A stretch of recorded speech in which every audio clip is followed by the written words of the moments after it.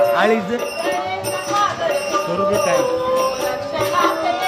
आणि ग्रुपला टाकतो का तो आता? ग्रुपला टाकणार ना.